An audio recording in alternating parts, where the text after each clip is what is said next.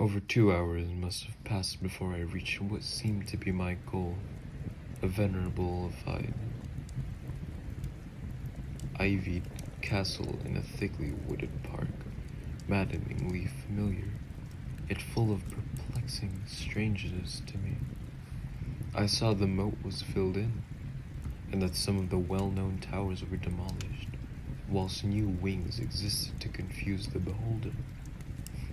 But what I observed with chief interest and delight were the open windows, gorgeously ablaze with light and sending forth sound of the gayest revelry. Advancing to one of these, I looked in and saw an oddly dressed company, indeed, making merry and speaking brightly to one another. I had never seemingly heard human speech before, and could guess only vaguely what was said. Some of the faces seemed to hold expressions that brought up incredibly remote recollections. Others were utterly alien. I now stepped through the low window into the brilliantly lighted room, stepping as I did so from my single bright moment of hope to my blackest convulsion of despair and realization. The nightmare was quick to come, for as I entered, there occurred immediately one of the most terrifying demonstrations I had ever conceived. Scarcely had I crossed the sill when there descended upon the whole company a sudden and unheralded fear of hideous intensity, distorting every face and evoking the most horrible screams from nearly every throat. Flight was universal, and in the clamor and panic several fell in a swoon and were dragged away by their madly fleeing companions. Many covered their eyes with their hands and plunged blindly and awkwardly in their race to escape, overturning furniture and stumbling against the walls before they managed to reach one of the many doors.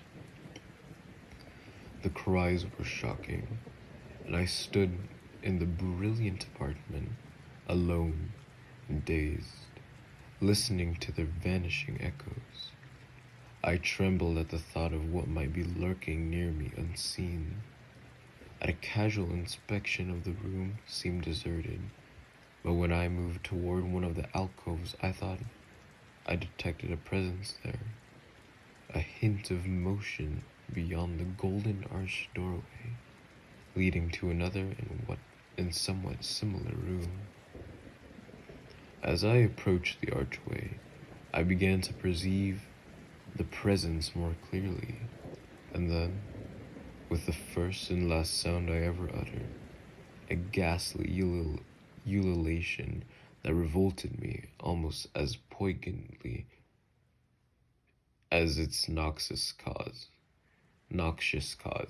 I beheld in full, frightful vividness the inconceivable, indescribable, and unmentionable monstrosity which had by its simple appearance changed a merry company to a herd of delirious fugitives.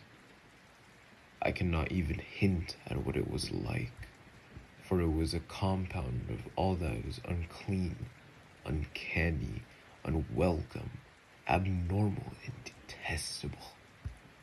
It was the ghoulish shade of decay, antiquity, and desolation, the putrid, dripping eidolon of unwholesome revelation, the awful bearing of that which the merciful earth should always hide.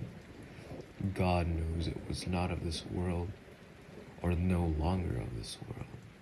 Yet to my horror, I saw in its eaten away, bone-revealing outlines a leering, abhorrent travesty on the human shape, and in its moldy, disintegrating apparel, an unspeakable quality that chilled me even more.